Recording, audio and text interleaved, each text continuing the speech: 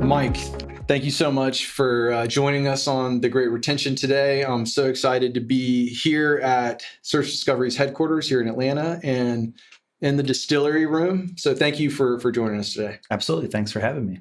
Awesome. So for our audience, let's start with kind of give us the flyover of Search Discovery. Talk to us about the industry, the business, employees, locations. Just give us kind of the overview to start. Yeah, absolutely. Search Discovery is a data and analytics company. We provide services and technology that help companies use data with a purpose, which is ultimately to drive measurable business impact. So we've been around for 18 years. We're now right over 240 people. We have offices here in Atlanta and Cleveland and in 23 states and 3 countries. So we're a pretty distributed workforce. Okay. Our mission really is around helping companies use data purposefully, but our purpose we talk about is we really exist to help people thrive, to help our customers thrive. So it's a very people-centric purpose that really pervades and is pervasive through everything that we do as a company. I like it. So taking a subject of data and going into analytics with data and drawing it back to a people-centric purpose and business. Yeah. The purpose is we're here to create a place where people can do incredible things, figure out what they're great at, really learn how to grow and develop. And we just happen to be doing that in the data and analytics space. And that's evolved over the years. We started really just on the digital marketing side. We've shifted, we've evolved. So we always talk with our team about our purpose does not change or is very slow to change. What we're doing, how we're doing that, the different things we're tackling, even the way we'll go about doing those will change pretty regularly and over time. And in the last 9 years that I've been here, it's changed pretty dramatically. We were 14 people, now we're 240. How we do that, what we're doing has evolved quite a bit, but it's all been rooted in that purpose of helping people thrive and then living out our core values as we go about that mission and, those activities together. I love it. So let's dive into that a little bit more, kind of the broader context of the culture for you as a leader, but also Search Discovery as a whole. And I know that recently went through an acquisition or completed an acquisition, right? And so I have to imagine that can be a challenge when it comes to culture and getting people to really buy in and understand what the purpose is. What do these values mean to me in my role? So maybe give us a little bit of an overview on what does culture mean to you as a leader, but also Search Discovery as a whole. I think culture it's not a static thing, it's a living thing. So I like to think about it like a garden. I can decide and be purposeful about what are the elements I want in it, what are the types of things we want to grow, but I can't necessarily control how that's going to manifest itself, right? There's environmental conditions, different people will do a good job living those things out or not. So I have to have a purpose for what I'm looking for, a kind of a vision, an idea of what's important for what we're trying to do and what we want to live up to. So I have choices. I have things I can do and we can do, but then we have to tend to it. We got to constantly kind of look at it and let it take on a life of its own. It's more of an output of the values we have, the people that we have, the event and context that we're in, and how those things all marry together. They're going to create something really amazing and special that I can't predict necessarily, but we can constantly help evolve it. But when we were small, it felt one way. Now we're bigger, it feels different, but it's better because we're letting it be shaped and evolved by people's personality, their creativity. It's not something that I'm saying like, here's what it has to be, right? It's these elements. It has to remain true to our purpose. It has to serve our purpose. It has to be aligned to our core values, but the values aren't the culture. The culture is the manifestation of how people live that out through their personalities in the unique situations in a certain place in a certain time. And so I really like the idea of a garden. It's something that we tend to and we're focusing on. And then we're trying to constantly create more space for more people to grow and for that to evolve and take the shape and be influenced by all the incredible people that we bring along on the journey with us. I love the garden analogy. I have to say, that's the first time I've heard it. But the idea of saying, hey, I can maybe plan some of the things that are going to go into the garden. I can help cultivate, tend to it, but I don't know exactly which way things are going to grow. And you have to make space for that, right? And for the people who are coming into the garden. So that's a really good analogy. I like. And it is the challenge of as we've grown and even now as we're integrating, we integrated a company at the beginning of the year, and then we're now in the process of integrating this new acquisition. Wow. that really helps, right? Because the mindset we want the team to have is like, this is not a fixed thing. There are things that will last a long time, traditions and rituals, and those are really important to have. But you got to learn to let go of some of those things, add new ones, let each group of people that comes in kind of connect to it and weave those things together over time. And so it's a hard lesson that I've learned personally over time in different environments of like, if I try to control it too much, it ends up failing ultimately, right? Like, because the life of it comes from the people and they're embodying it and then letting them run with it, not trying to overly control it. And so it has to be this thing that grows and evolves with us as we grow and evolve again, but you can still tend to it and you can still make sure it's serving the purpose, right? It still has to be about serving our people, creating the right environment, and be aligned to these principles and these core values that we've committed to. I really like the analogy. So that is solid gold right there. So I'm going to kind of pivot to a subject that can be challenging, but I think it's something that, you know, I know as a leader for me, I've experienced this, right, with our team, and maybe even going back to the garden analogy. There's going to be times when, you know, unforeseen storms come in and blow the garden that you had planned down. And so we are in this environment where it feels like every month there's some new political issue, social issue, and our employees are experiencing this, right? And so, you know, and people, there's a lot of passion, people on both sides of this, right? And you know, especially when you grow, you know, you can have a very mixed opinions, diverse group. So I wanted to kind of get your perspective on this. How, as you've grown, what have you learned? What are some of the maybe best practices or insights that you found to be helpful, effective? I don't know if I can go to best practices, but I can certainly share kind of how we've navigated. It's been very challenging. We've spent a lot of time kind of wrestling over it, debating it as a leadership team, and even having really honest conversations with our team. Yeah. A lot of people would love for us to take a position, make statements. And for us, where we've really landed as we've thought about what's the best way for us to react, we've come back to what's our purpose, what are our core values, how will our response best live up to those things and serve our team. And so we've decided, because of our unique combination of purpose and our team makeup and our values, that taking a public position is not valuable to our team. They would like that, but at the end of the day, we feel like it would be more divisive to take positions, even on more issues that it's easy to think everybody would be aligned with, whatever that might look like. Our goal has been, how do we make sure we can support people as they navigate that, whatever that response might be, whatever the issue or topic it is. We've really focused on, how do I create a safe space for people to work through that impact? So it's first just recognizing these things outside of people's work life make a difference about their ability to come to work and be engaged and focused. And so giving them time to process it, whether that's more time off or whether it's just an acknowledgement of like, hey, today, like, it's okay. So just letting people know it's okay for them to struggle with it.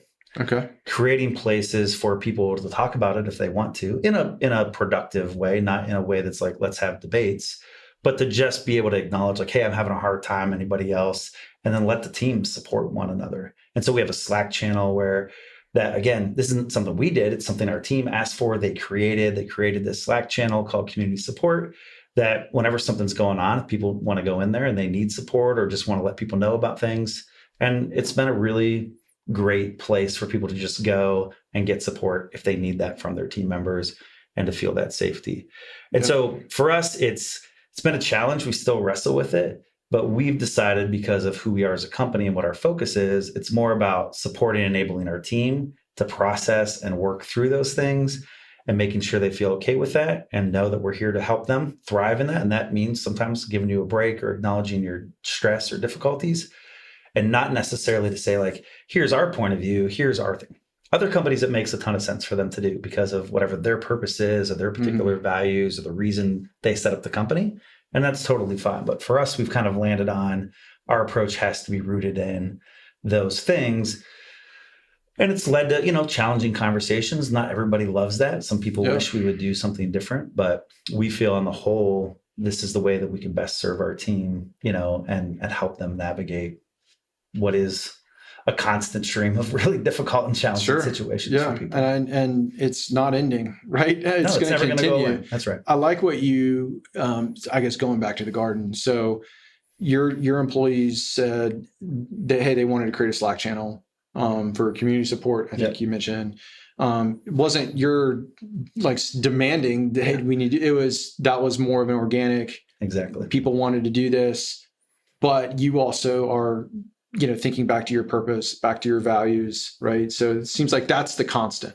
That's right. No matter what the social unrest is. Even internally, we try to filter all of our decisions. How do we do this policy? How should this process work? How are we going to engage this client thing? So at the end of the day, it's another thing for us as a team of people to engage. Yeah. We should engage it in the same way we have approached everything else. Yeah. How do we best support our purpose? And how do we best live out behaving in the way that we've all committed to behaving according to our core values? Yeah. Yeah. It's something that I know for me, so I think of as a leader in a challenging time, that's an opportunity to step up, right? As a leader. I also want that garden to organically grow too and make space for that.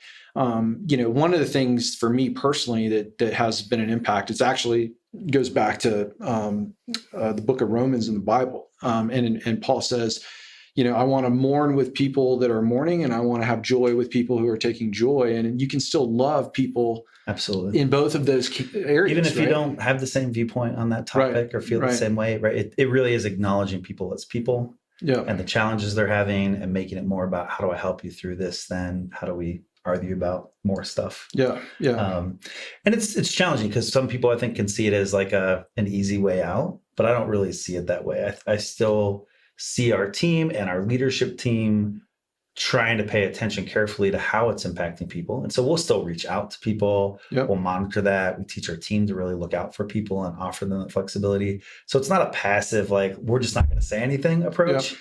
It is a active, how do we look for ways to support people? It doesn't mean we get them all. It doesn't mean we find all of it, but we're trying to learn every time of how do we at least give people that opportunity, help people understand we're here to help them and not add to their stress, right? Yeah. But help to alleviate it, help to give some respite to that. I appreciate you being willing to share a little bit about your experience. Yeah, it's a challenging. Yeah, absolutely. And I don't think we're through it, right? So we'll constantly, like the garden, reevaluate it, understand it, respond to what the needs of the team are.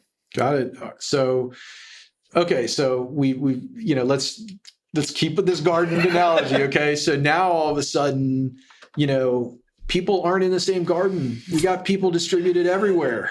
Okay. So now all of a sudden you got garden, so how does your culture for that person that you've hired and they've never met anyone? Well, what do your values mean to them? Yep. Right. What is that specialness about the purpose of search discovery? How do you make those people feel connected? How do you make sure that doesn't impact your culture? So what have you experienced related to distributed teams? We were really fortunate from the beginning. We had a remote distributed team way before COVID. So even going into COVID, we already had probably more people remote than in the office. And then we had gone through a process where we had a second office. And so as soon as you have two offices, you have the same fundamental challenge. You have two disconnected groups of people. It's true. Yeah. Right. So it's the same challenge. Now you have two disconnected groups. It's actually a little more challenging because now I have even two different kind of levels of growth and kind of different gardens going in different ways. Right. And part of that's really important because there is something special about places that impact culture, but you have to unify those ideas. And then you multiply that dramatically when you add people in all these different states, right? Some that have people near them, some that don't, some that have different needs. And so from how we communicated, our level of intentionality of engaging remote people and some of our processes, we already had some of that in place. So that initial everybody go home and work from home was not a huge disruption to how we function. As it went longer, that context changed. Now you're not just working from home, but you're working from home and there's other people there with you and there's kids running around, right? Or you're totally isolated and you have nobody around you. Yeah. And so the needs really changed and we had to really think about how to be more purposeful. The reality is, because I think our team did such a good job establishing these core values, instilling them early on before it, that really was the difference maker for us. Our team figured out all sorts of ways to support one another. We came up with some ideas, And we did some things kind of company-wide, which I'll talk about. But the reality was in the first couple months, it was really our team just being really creative of wanting to support one another, right? We already were doing some of those things in terms of how we onboarded remote people and those things. But people were like, oh, this person's not going to get the first week in the office, which is something we had typically done for remote people. So they found ways to just kind of simulate that as best they can. How do we make sure they meet all sorts of people? How do we do something fun with them, even though it's remote? How do we send them something to their house to make sure they know how excited we are that they're part of here? So the most amazing thing to me was I didn't necessarily have a great answer right away, but we saw our leaders and just everybody in the company just start doing amazing things. And so our first response was, well, let's just encourage more of that. Let's invest in those things. Let's give people resources and encourage that. But then at a company level, we had to do certain things, both because we had challenges as a business. So we just increased our frequency of communication. We started Friday Q&A sessions every Friday, whether we had a topic or not. We just answer questions. We've always been really transparent. And those became kind of these fun kind of team times where sometimes we deal with really difficult issues of, hey, how's the business doing? Sometimes we started a little tradition of people just sharing talents or having their kids get on the Zoom and like play an instrument or sing a song. And this is all employees. This is all the whole team. So every Friday, whole team, everybody's together. So we did things where we encouraged kind of the smaller teams in our different departments to support one another. We did some of these things where we could all get together. We gave people lots of flexibility in their work schedules. We embraced, instead of just kind of tolerating, like having kids on calls and people dealing with school stuff, and just made that part of, That's part of who we are. Which is really, it was really fun. I actually love that. That's actually for me, the greatest challenge is because we're so distributed, you don't really get to understand people's families or experience that. And that's such a big part of knowing who they are and how can we help them in a work environment so they can go be the best for their family. So we really try to do a lot of those things. We historically got everybody together because we do believe it's so important to have everybody in person and have these shared experiences. Obviously couldn't do that. So we did this remote site. So we kind of simulated, we had all these activities. We try to engage people's families. So we try to simulate what a normal week together would look like. But we really we did it all virtually, which was kind of, it got a little bit old, but we tried to make it fun. We built one of my favorite things we did. We had partnered with this company and they gave us a bunch of great ideas, but we built a Rube Goldberg machine that spanned every person in the company. So everybody filmed a little segment and then we wove it all together. That's cool. And it was just a beautiful picture of like, even though we're separate, we're still working together to build this incredible thing. So that was kind of, we did things like that. We spent a lot of time talking about things like the second year of that kind of following through. We did it again, but we broke it up and did it over the whole summer. And we really focused on things like grit. How do we get through and develop resilience? And then growth. How do we have a growth mindset? So like, what can we learn from this? So a lot of it was just trying to be responsive to how people were feeling, mix it up, try a bunch of stuff. Some stuff didn't work. We didn't try to make everything mandatory for people and just allow people to be flexible. And again, back to the purpose and values, when you focus so much on just encouraging that and being really adamant that this is how we function, the result was we didn't have to do too many really big things or change anything. Our team just did it. They supported each other. They cared for one another. They encouraged everybody because that's what manifests out of our core values. And I think that speaks to the fact that your team felt empowered to do that, right? And safe to do that. And we laid the groundwork early. I know, and listened to some of the previous ones. I think Carl talked about this, like how important it is to lay that groundwork. And we saw that manifested things we did years ago, and being focused on that, we're seeing the benefits, honestly, for our team because people understand that's part of who we are. Even to that, as we've hired people, I don't think, as much as I am a big believer and we're having people back to the office now, all that kind of stuff, people can understand who you are, even if you're not together. Like we're interviewing people all the time and they just get a sense. The number one piece of feedback I get when I talk to people after they start is they knew they wanted to work here because of the people they met during the process. And it really just comes across. That's cool. It's like the proudest thing you can. For me, that's the thing I'm like, this is the most amazing feedback I could get, that it's the people that make you want to be here. Our work's great. Our clients are amazing. Like we're really proud of all of that. But at the end of the day, it's people, because they treat all of those potential candidates and all of our new team members in a way that reflects our core values. And that more than anything behaving that way consistently to people let us kind of navigate really challenging times of being separate. It wasn't easy. It wasn't the events. It was just how people manifested and lived out those core values. That's actually what let us navigate that as successfully as we could in the end. I love it.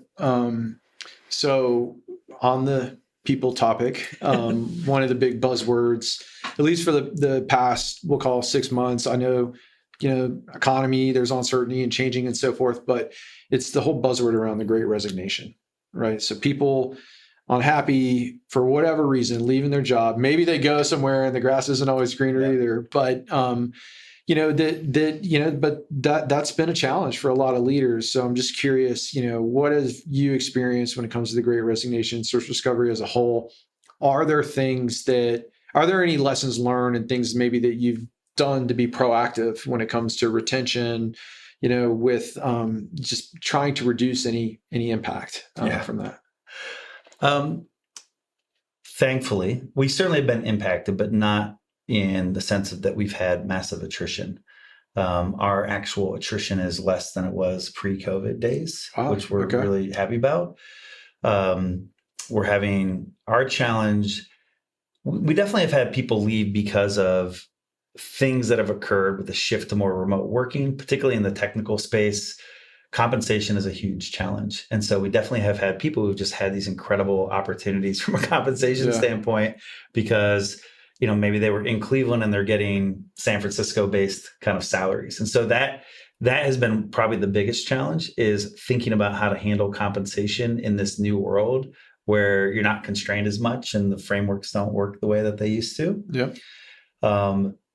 But our approach has always been for anybody when they leave, to just learn from it. First, we celebrate it because our hope is just to be part of helping people grow and be better. And if they leave because they've found a better opportunity that helps them do something they'd always hoped to do, and we couldn't provide that, for me, that's a win. Like, let's celebrate that. Let's honor their contributions on a personal level, right? If the purpose is to help people thrive, we've helped you in some small part get to this next step of your career.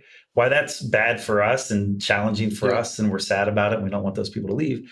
We really focus on let's honor them for what they did, how they helped us get here, and let's celebrate and encourage and support them and where they're going. Because that's a fulfillment of our core purpose as a company. Yeah. Now, that being said, we are really always challenging our leaders to make sure we have clear paths for people. Like, how do we help make sure we're giving them those opportunities, right? We want to grow as a business because that lets me continue to create opportunities for people as they grow. And so we've really pushed on that. So we have had people leave as part of that, because largely around money, some because as we're growing, we've missed being effective at seeing what people really needed and responding to that need, or reshaping their role and making them feel connected. So as you grow, that gets hard, right? When it was 3 or 4 of us making all those decisions, it was really easy. Now, we've delegated it down. We have a lot more teams. I have new leaders who are leading and managing people for the first time, and they're making mistakes. So we're giving them space to do that and learn those lessons. And so that's hard. That's challenging. But we're very fortunate that we haven't had this mass kind of exodus, largely because we've worked hard to make sure there is clarity for people. And we might not always pay the most or have all the opportunities, but we do work really hard to make sure you feel a sense of belonging. Somebody cares about you. Somebody's working with you. And if we can't figure it out, we're going to help you go find something else. And so on the whole, I think that has helped us not have this mass exodus. We've had lots of hard conversations. We've learned lots. We've seen where we were missing the boat. And we definitely pushed our team hard to be really proactive of, do we have clarity for every person? Do we know where they're at? Do we know if they feel engaged and supported and all that sort of stuff? What we haven't done is just give people whatever they ask for. And I think that is the mistake I see people making. And even our younger leaders are people come to them and ask for things, say, I need this or I'm going to leave. And their desire, because they're afraid to have people leave, is to just want to give them everything. But that's not really, in my estimate, the best approach, because people don't always know what they need, or they hear one thing. And so it's really about, how do we dig deeper and understand that and see if we can kind of come at it from different angles. And if we can't, that's okay. Let's not veer away from who we are, what we're doing, or do unnatural things just to keep people. And that's again, you take some hits and then you learn from that and then you recalibrate. So we get better at it and we're able to retain more people over time. And so that's been kind of our approach all along. And now the challenge for us is just doing that at scale. It's a lot harder, teaching more people how to do that. But so far, on the whole, we've been very fortunate. So you said some really good stuff there. I'm going to try to pick out a few things. Yeah. One I thought was really the interesting way you said this was, do we have clarity for every person? And so when I hear you say that, I'm hearing you say, is there a path? Is there a growth opportunity? Right. Do we understand the why behind that person? That's right. Exactly. And basically it means having, conversations and getting to, to have that relationship and understand and listen. Right. And so I like that clarity for our people. I was speaking with a leader recently. So you said celebrate when someone leaves, which can sound a little counterintuitive, right? But this leader said they consider when someone leaves, they consider them alumni. Yep. So they're still part of the crew, part Absolutely. Of the family. We want them to be successful, but they're still welcome to be part of this family kind of thing. And so we think about it the same way in terms of we don't necessarily have that kind of alumni network officially, right? But that is the mindset of like, even for whatever reason they left, even if we managed them out because they were a poor performer for some period of time, it wasn't so. It was more just like, this is not the right environment. So it's just this acknowledgement: you're a person. You were here. If you were part of helping us grow and build a team in any way, like you're part of this. And if we can support you, we're going to find ways to do that. Yep. Makes sense. So, Mike, thank you again for being willing just to share about your experience. Right. And that's one of the things that, that we try to do at the Great Retention is to have leaders share about their personal experience, navigating these different subjects. Right. So thank you for being willing to do that today. So as we wrap up, maybe, any final kind of practical pieces of advice that, other leaders can take, potentially apply to their teams or organization, anything that comes to mind that you can share as we wrap up here. It's a tall order, but I would say particularly now it's don't overreact. If you're losing people, don't do unnatural things. Like just take a step back, reflect on it. You can't build those cultures overnight. And you're definitely not going to get there. You're just going to make the problem worse if you try to just react to all the things that are happening around you. So that's the one thing I would encourage people and have encouraged other leaders is like, if you're struggling with it, you just got to pause, understand why, what groundwork hadn't you built, what behaviors are not manifesting the way you'd hope them, have you veered away from, do you not have clarity about your purpose or your core values, and make sure you have those building blocks in place. And then make sure they're connecting in the right way. But it's not something you can do quickly. Yeah. And I just, people are impatient and we're fearful in these times and challenges. Yeah. And so that my encouragement is don't give into the fear. Like focus on the long term, take the step back. How do you learn from what was happening and do the diligent, boring, day in, day out, proactive effort to tend that garden so it can grow in the future versus let me just put some new plants in here and make it look good because that's not really going to get you there. Just back to bring to the garden. Full circle to the garden. Full circle. I love it. Thank you again, Mike. This was great. Really appreciate you joining. I love what you guys are doing, and I've really benefited from listening to the other people as well. So thank you. That's awesome. Thanks.